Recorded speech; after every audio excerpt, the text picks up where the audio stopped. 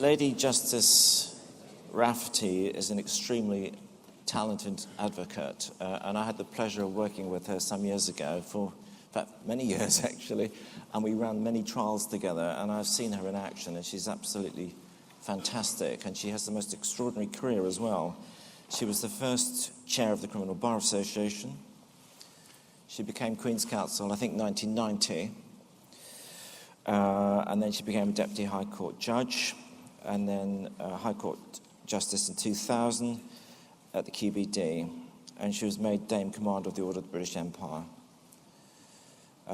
Two notable trials are Paul Burrell and Sian Jenkins, and I think a couple of years back we had one of the QCs in the Sian Jenkins trial. She was appointed to the Court of Appeal in 2011, and she's also chairperson of the Judicial College, which is responsible for training some 36,000 judicial office holders. Anne is in a great pain at the moment, as you probably see from her stick, and I'm very grateful for her taking the trouble to come today. She's also very kindly said that the text of her speech she's going to email to Bon Solon as soon as she gets back to the court this morning. She may not have time for questions today, and also because of the pain she's in, so she will be shooting off. So there won't be no questions, I'm sorry to say, but the text of her speech will be there. So would you be kind enough to give a very warm welcome, please, to Lady Justice Anne Rafferty.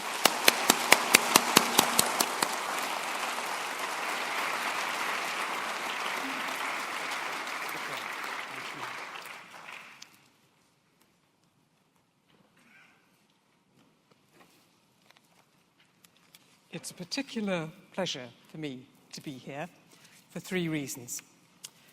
First, I was one of the earliest members of any professional body dedicated to advancing the standing and standards of expert witnesses, a governor of the Expert Witness Institute in 1997, when such a thing was quite a departure from the norm.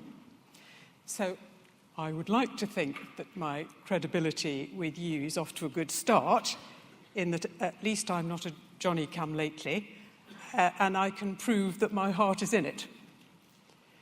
Second, I am here at the invitation of Mark Solon, who instructed me whilst I was at the bar, to whom I remain grateful and from whom I learned. Mark has known me since I was in my 20s, and as he pointedly reminded me, had no nonsense from me then and won't be having any now. Third, because expert evidence is central to the good order of how we run our professional lives. With the deepening knowledge afforded us by scholarship across so many disciplines, coupled with the availability of technology, our chance of doing right to all men, a part of the judicial oath, is markedly improved if we can rely on you. I know that you are obliged to live in the real world. I know that post-Jackson, it's not just timetables which are unforgiving, it's fees. I know perfectly well that you face daily tussles when your professionalism tells you that the permitted 4 hours should be 10. It's all very well to add that you can apply to the court for more allowance, and you should. But it's one more thing to do, and it's one further erosion of your time, and it's only directed toward making the mechanics line up, not towards what you were trained to do, explain the engineering, or the physics of the hip joint, or why intoxication wasn't on the facts a recognised medical condition. I know each of you is on top of Jones and Caney. I suspect that all the above must, if only from time to time, trigger your asking yourself if it's worth getting out of bed? Well, let me try to set out why you must. You really must. First, consider the beneficial changes in how we now organise our litigious lives. Some of you, I can tell, will never have encountered what the more mature among us did. Adversarial preparation and presentation to the exclusion of cooperation, pre- and mid-trial. The majority of you will have known nothing other than pre-trial sharing of views, distillation of areas of agreement and of disagreement, with reasons for the second, and an analysis of where the court must concentrate. One or two comments, if I may, about pre-trial meetings. Just as I realise the compendious strains on you, which we've already considered, I acknowledge, too, the importance of these convergences and divergences being as good a use of time and resource as is possible. Your time, the other chap's time, the resources of the funding system, the imperative of adhering to a court-imposed timetable. There is no need to have a face-to-face exchange every time. Don't be reticent about suggesting a telecon or Skype or FaceTime con, or if there are multiple parties, a webinar. When arranging to discuss this conference, Mark was driven to distraction by the exigencies of the judicial diary, such that at one stage I offered to FaceTime myself to him. It's extraordinary what Mark Solon can put into one monosyllable. So trust me, I'm entirely sympathetic to people holding you to attendance account. When you go to a pre-trial or mid-trial joint consultation, try to leave your hackles at home, or at least down. If up, they predispose to a degree of acerbity best avoided in most cases. Far better to adopt the good advocate's approach. I want to give away as many points as I properly can. Prepare with that as your central theme. It has several advantages. It is a splendid focus tool. Making a primary task one of shedding is arguably more effective than a narrative, a chronology, or a distillation of the experience upon which you rely to found your conclusions. If you go early on in the process to what can depart the exercise, the balance finds expression more easily for the brevity earned. Another advantage is that you look informed, aware of your duty to the court, and confident. It's worth reflecting on why the best advocates do it. They have reasons additional to your own, but in common is what I've just set out. It conveys messages, both overt and covert, that you're at the helm, in control, driving the exercise, any number of descriptors of that type. And you will be confident. You won't be acting. The other major effect will be that when you haven't jettisoned, your words resonate with more power. One of the best examples of the lawyer achieving this was the then David Calvert-Smith QC, prosecuting a difficult murder with lots going on in the evidence. In the usual pre-trial talk to his opponent, whom he knew well, he was asked to take out a list of 6 things. He said 6 versions of, sure, why not? And omitted them all. All of them. His opponent, who'd expected negotiation followed by some failure, realised too late what he was about. When he opened and then ran the case, the only 3 things that mattered shouted at the jury from day one. They never got lost, they remained stark, and time again, they brought the jury back to the essentials, and they got the crown home. It took mastery of the case, and confidence, and an understanding of human nature. I was irritated at the time, and as you can hear, I haven't forgotten. I being the opponent. You'll be just as successful. You need to know your stuff, take your principled stand, and let the rest go. Unlike a jury trial, many, I would guess the vast majority of the contested cases in which your help will be sought are judge alone. And you represent a party highly likely to be financially interested in the outcome. The difference is that you know the finder of fact and decider of the issue, if it's judge alone, is intelligent and trained. Some of us are. And there's only one of him or her, whereas all you know of 12 jurors is that you don't know anything about the 12 of them.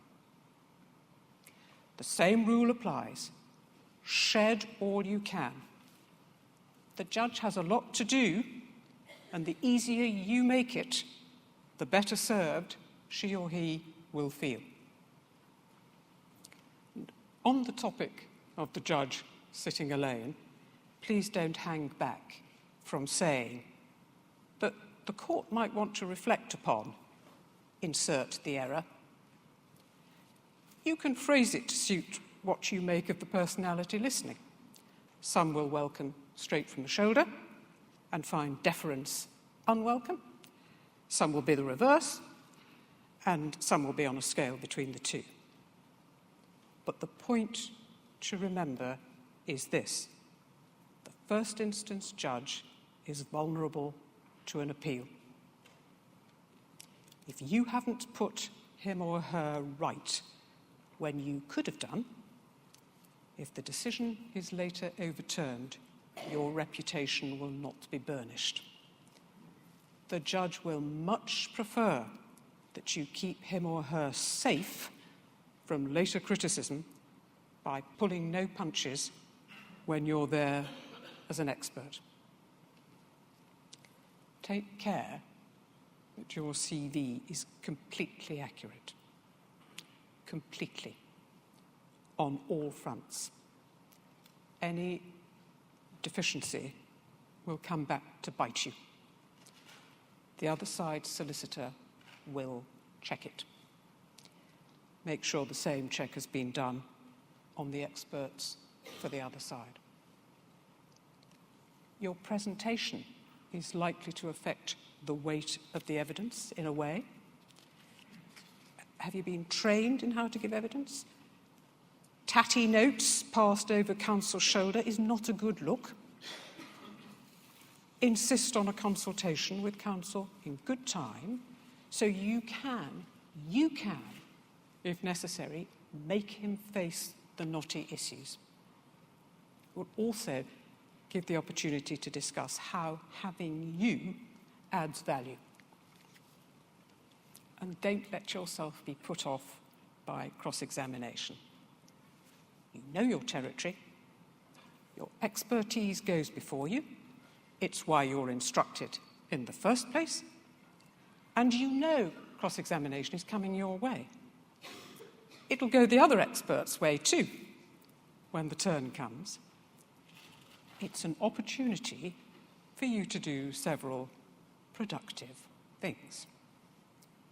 1, see the next, or next but one, question coming. How many of these procedures have you done in the last 5 years? 200.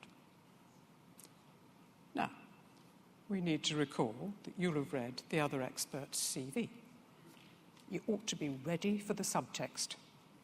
Counsel laying the ground to make the point that his expert has done 2,000. But if you're the niche expert and he's 5 years your junior, the full answer may be that he's done 2,000 because he sees volume. You've done 200 because you're at the top of the complexity tree. So only the most challenging come to you. Perhaps he'd like to tell the court how many at your level he's done. Underlying your fuller answer is that you can do all he does. You did it for years, but he can't do the limited number you do. Courts warm to the expert who is still practicing. In medicine, is she or he a clinician? Worth thinking through whether you are and the other expert isn't, or each of you is, or you are, but the other expert isn't. If the last, expect questions designed to put it in the... You aren't, but he is. If the last, expect questions designed to put that in the spotlight. You can't change your position, but preparation for the approach is never wasted. No matter whether you're in front of a jury or a judge alone, the decision maker or makers want to understand your opinion and to understand in general. Your opinion should be tracked and fortified. What are your workings? How did you reach the conclusions? What is the learning? When you're setting out your expert opinion, what's needed are simple words. A way of expressing yourself which is not prolix, and the ability to identify and to distill the main issues. Jurors do better if told the victim had a punctured lung, not a pneumothorax, and a bruised cheek, not a hematoma to the zygomatic area. The judge will find it easier to note the former. The car slid across the damp carriageway because the brakes had been applied about 3 car lengths too late for the conditions. The footings were doomed from the moment the wrong proportions of concrete were mixed. Identify the main issues. Does it matter that the concrete was laid with a slightly uneven surface? Well, if it does, say so. But if the crunch comes over whether it wasn't allowed to cure for the right length of time, and therefore wasn't strong enough, say just that. All that said, beware of the "could you just" question. Quite often it comes well into cross-examination, and after you've dealt with either challenges or invitations to expand, or both, will come, "Could you just tell the court the answer to this simple point?" Be very careful. It might be a simple point, which you can answer simply. It might, however, and it often is, a simple point which you cannot answer simply. Stand your ground and get subtlety into your answer. It is not simply answered by any expert. There'll be a follow-up. There always is. Next answer. The issues are stratified, interlinked, subtle, and I cannot do my duty by over-reducing them. There comes a time, all this said, when it's not you, but the judge who should be expected to take control of how experts are being treated. Seeing when that comes is, for you, a question of experience. But it's an awareness you can work on developing from day one. Your duty is to the court. You're an expert, and your expertise permits you to advise whoever instructs you. There is one thing you are not and should never be, and that's an advocate. There are likely to be instances when some genuflection to the interests of the party instructing you becomes obviously desired. If it requires you to bend the knee, don't. Stand up straight, literally and figuratively. Simple test. When preparing and when in court, notionally, appear for the other side. Your opinion and your evidence should be completely unchanged.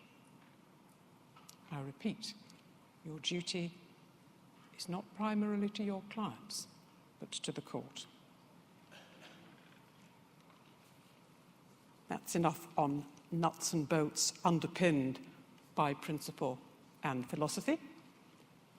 2 different points before I leave you to the rest of this splendid conference.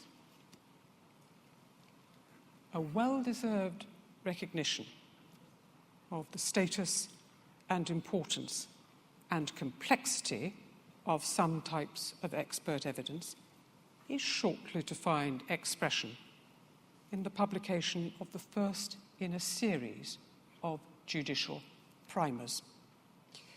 The Patents Court has long had them.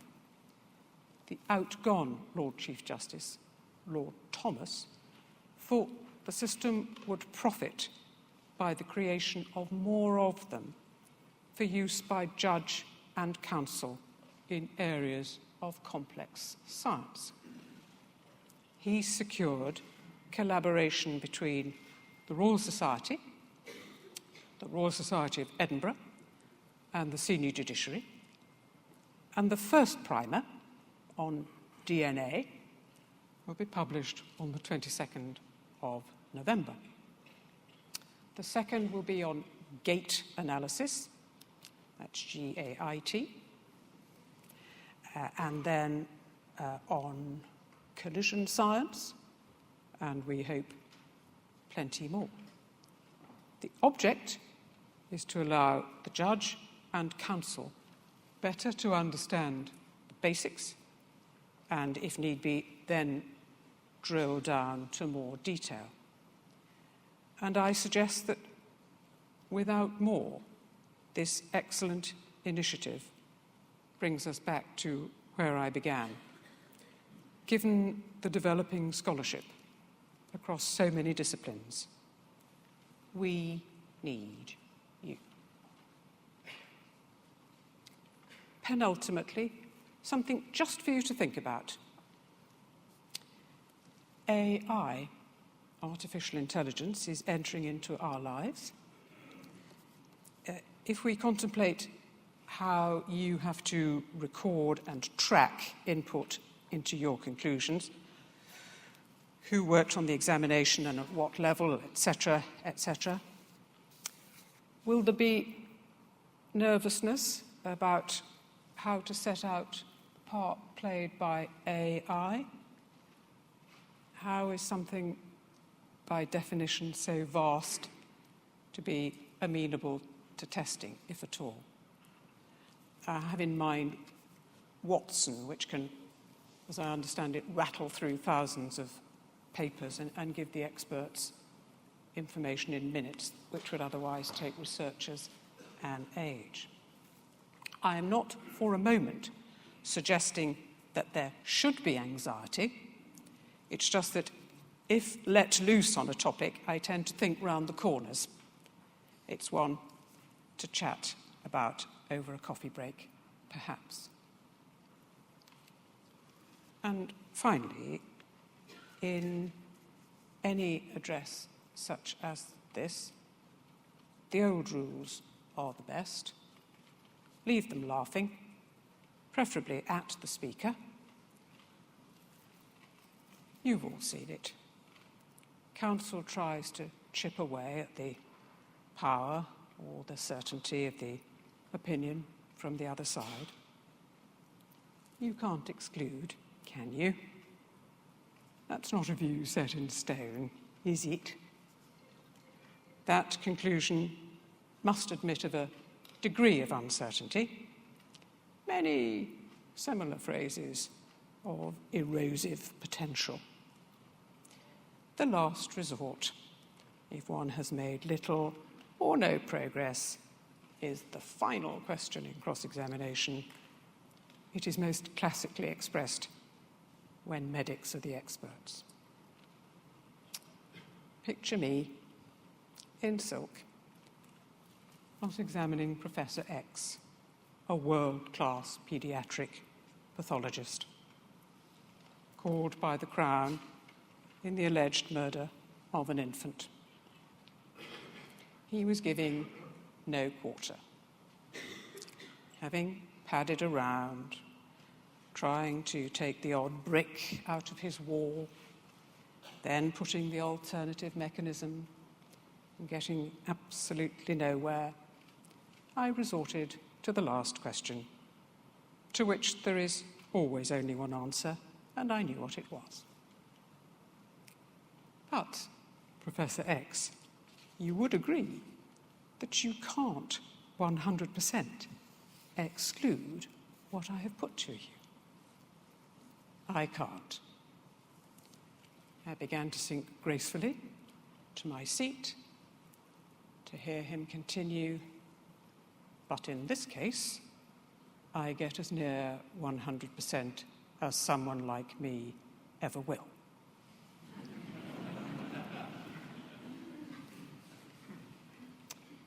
Game, set, championship. It is very good of you, those of you who have been, to have listened to me.